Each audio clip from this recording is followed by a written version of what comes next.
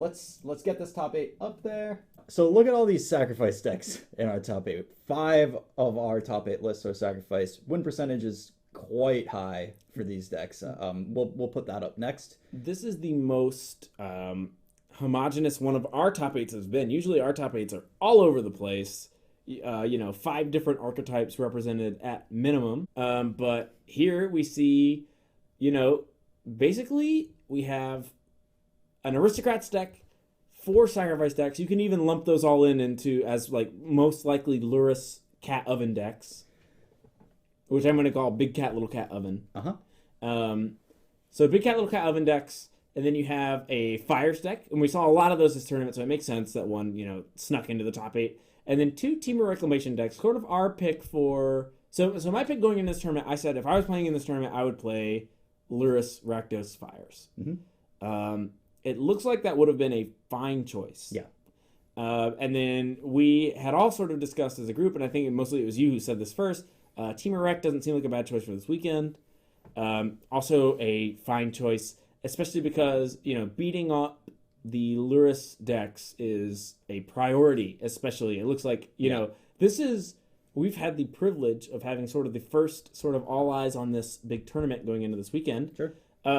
This event is kind of going to set the tone for the metagame. So people know now I got to be able to beat the cat decks, or else I'm just going to have a bad time on the ladder, and I got to be able to hold my own against whatever Temur Reclamation is doing. And the solution is more Shark Typhoons. Shark Typhoon has looked pretty good today. Yeah, there you go. I've solved the metagame. Yep, there we go. All Shark Typhoons all the time. Wilderness Reclamation, pretty well positioned. Yep. One of the decks that is able to compete with the existence of Lurrus, because that value access out of the red-black deck is not quite as powerful against the ability of the Wilderness Reclamation deck to just go over the top of it or dominate the board with Nightpack Ambusher. This is one of the ways that Lurrus does not just act as a lights-out card advantage threat against you. And the new cards are Shark Typhoon and the Triumphs.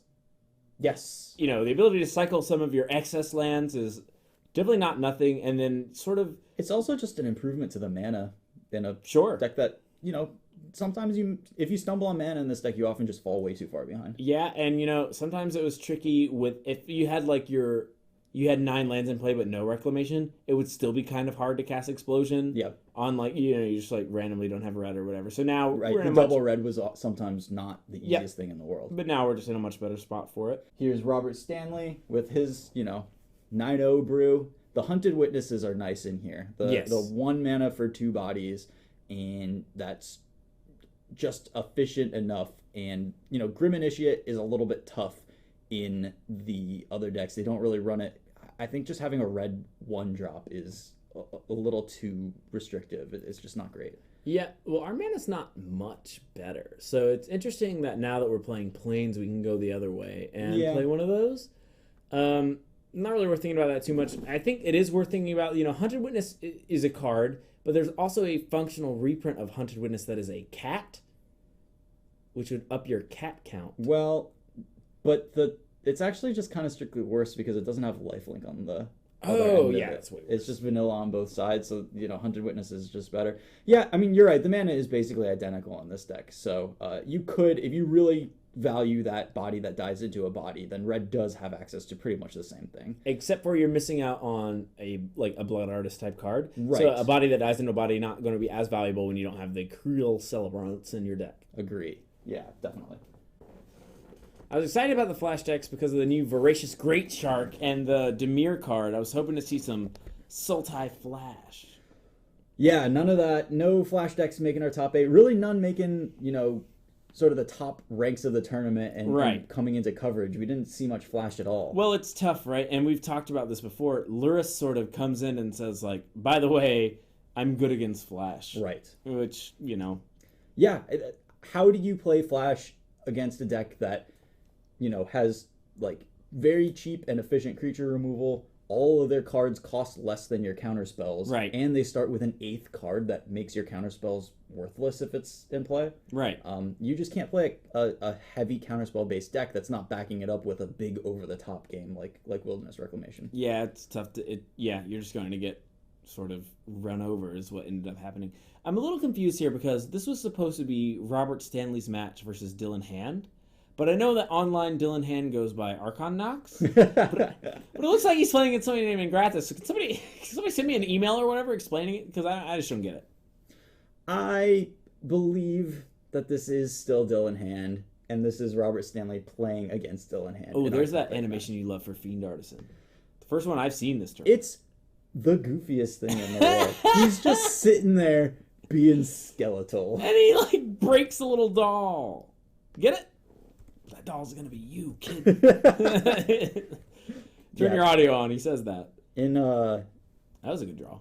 Enabling us to have white in a timely fashion. Yep. And you know what? We could just get this thing out of here right now. No, never mind. And we see this again. This Witch's Oven just coming down early and being able to get a tiny bit of extra value out of the creatures that get hit by removal spells. Getting the creature into the graveyard is worth infinitely more than having it exiled to Scorching Dragonfire. And then the food is sitting there, representing a ping from a cat, representing, saving a cat or cycling it in and out, having it in the zone where you want it to be at any particular time. But this is not a clock. No. Robert Stanley does not have much going on here. Ooh, call the Death Dweller.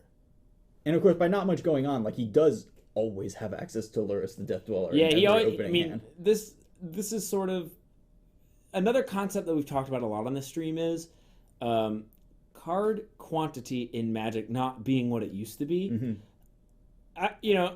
I'm fairly certain that this Lurrus deck has something to do with its mana at every turn of the game. It's just eventually that becomes not as big as what the opponent's doing with their mana. Agree. Yeah, we talk a lot about that card quantity is just not that big of a deal, and that's why cards like Arboreal Grazer are so good, and Growth Spiral are quite good, is getting your mana down and doing your big, powerful haymaker-y things as early as possible makes up for basically any number of cards that you are down. Companions live in this sort of space that kind of acknowledges that. Okay. In that, we've made mulliganing not matter in many ways. Yes. The new mulligan rule, and now you just get an extra card a lot of the time. Oh, yeah. So, being down cards for stuff, you're making it up by your free extra cards. That's about the best target for Frilled Mystic to hit here, is a Call of the Death Dweller.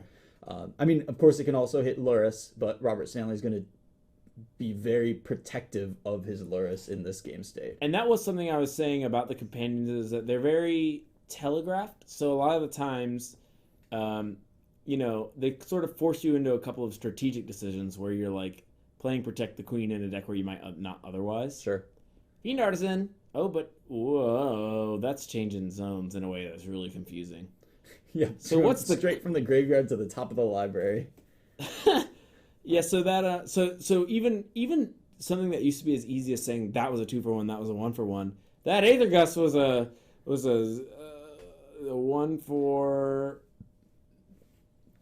what just happened? What just happened? But keeping it off the board is good, and Dylan Hand is going to make up for any card disadvantage that was by drawing cards with Explosion. Absolutely. And hopefully going over the top. Robert needs to make this Fiend Hunter, or make this Fiend Artisan do something here.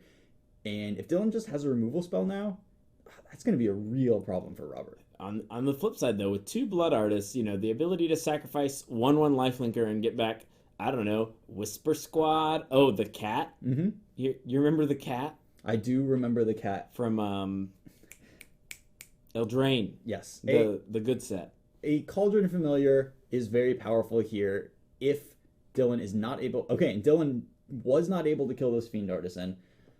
What does Robert get here? Does he just get a Cauldron Familiar? I want to get a cat. I mean, whatever. The other thing I was thinking of was Whisper Squad to get a bunch of things that die, but a cat is also just a bunch of things that die, so There's no reason to tie up our mana that way.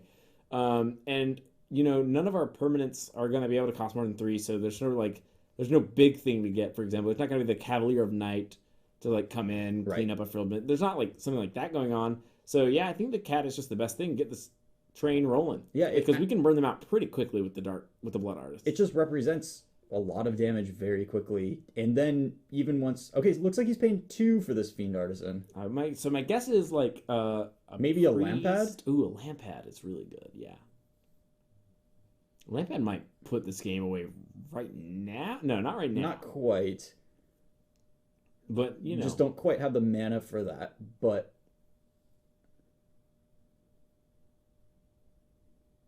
Auto tap solution has changed. It is X equals 2. Sure, he still might even get a cat. Yeah, you could. That's true. You pay 2 so that you can look through your. You pay 2 so that you can look through your deck. Well, Robert Stanley knows what cards are in his deck. I don't know. He's typically a pretty fast and loose type of player. And see, he's shortcutting the way we do in Paper Magic, doing both of your tutors at the same time. Mm-hmm. Very important to do that in Arena, so you don't have to shuffle your deck twice. Yeah. These are good lands. These are the lands I have on Arena. One of the great things about the Orzhov deck is that all the sacrifice decks they dodge Mystical Dispute, but the Orzhov deck also never gets hit by any main deck Ether Gusts. So just a little bit of extra value that you pick up here. So was the Lampad that Robert wanted to get.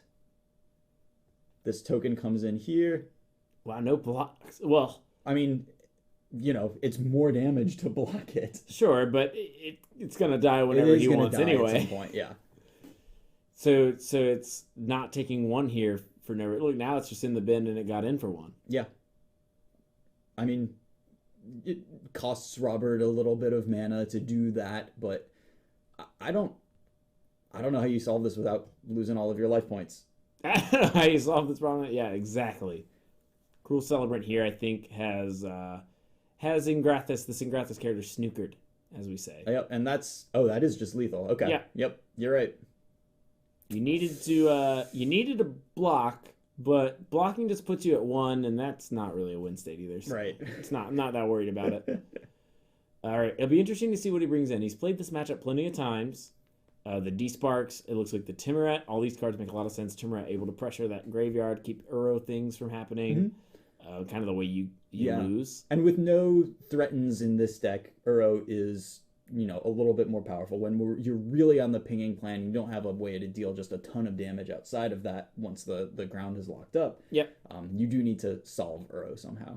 Yeah, this looks, a good little mix to me. I kind of like the Celebrants, It stinks to see them go. Yeah, interesting to take out the Celebrants. But maybe he doesn't want to draw against a removal heavy deck. He doesn't want to draw the standalone cards and would rather just have them in his deck to Fiend Artisan for. Yeah. Like he doesn't want to draw them without stuff that works well with them. Fiend Artisan, a card that was had a high billing going into this tournament that we didn't really see too much of throughout the tournament.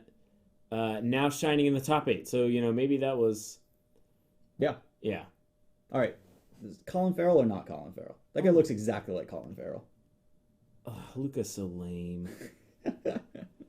Bro, just abandon society for the tiger. We all know you're gonna. Yeah. It was literally never that hard. He acted like it was a much harder choice than it was. I live in a society that's constantly under assault by monsters, but now I'm best friends with this awesome huge tiger. I'm in so much anguish.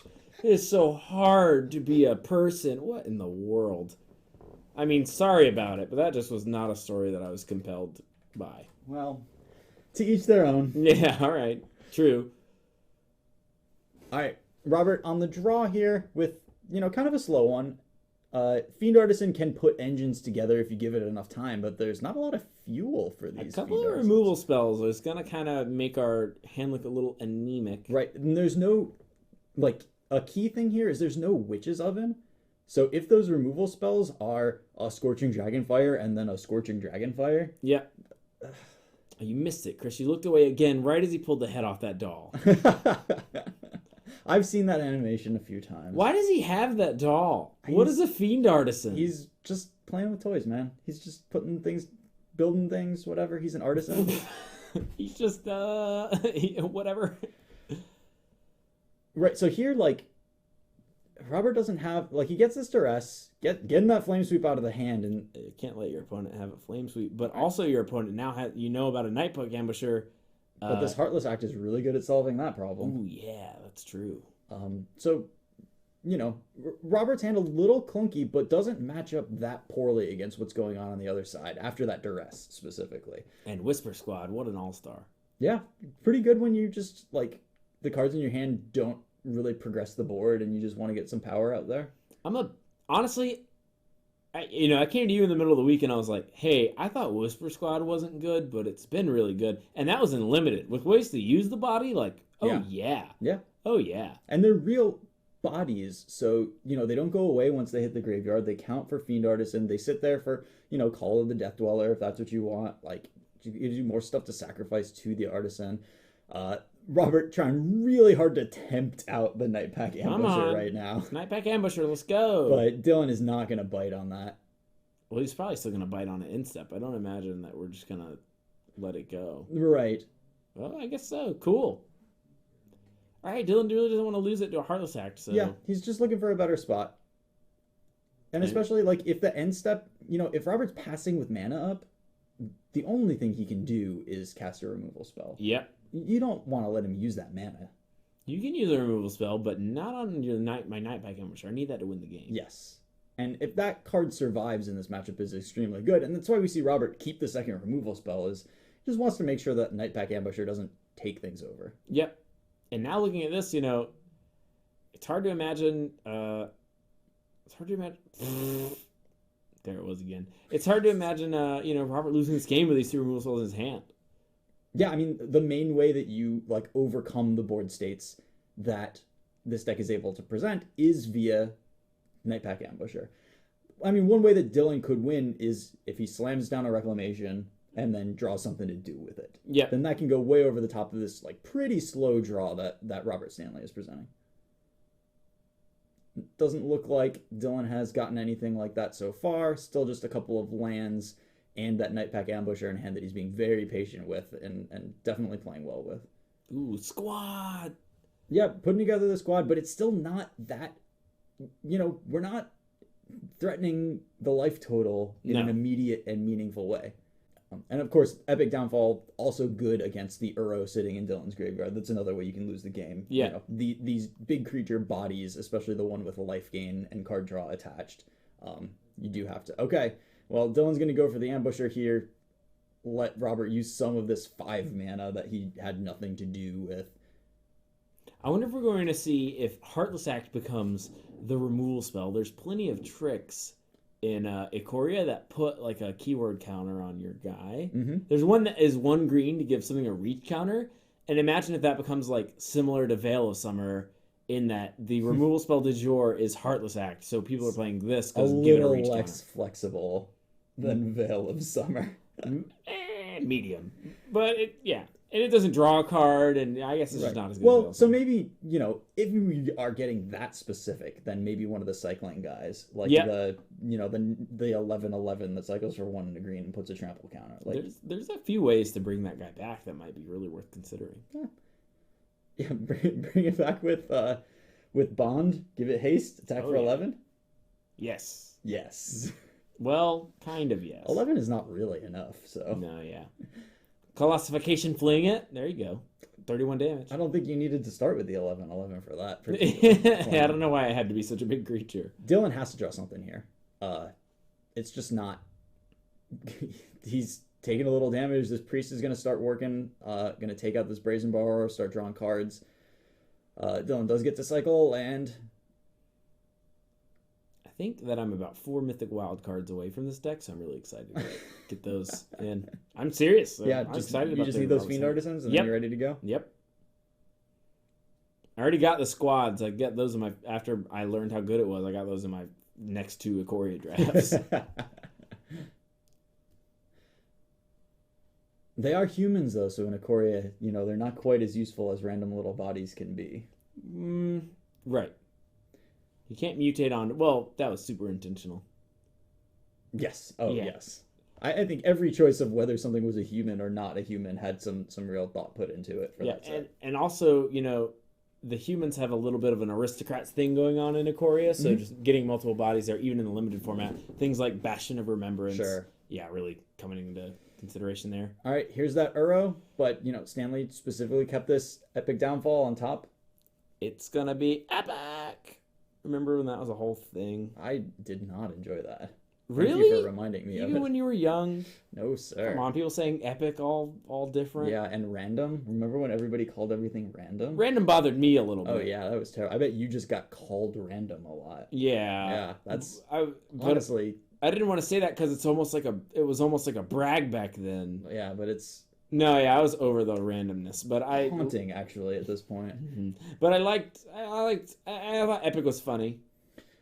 Oh, remember that bacon guy on YouTube? Anyway, let's focus on... Oh, jeez. But, right? Look how big these Fiend Artisans get. Yay. Those because of our Whisper Squads. Go to the graveyard. These Fiend Artisans are gigantic. There's the Wilderness Reclamation. Does Dylan have a payoff to convert it with? Yeah, that's the thing. There was a dichotomy in one of Abe's matches where he had a D-Spark, and he was, like...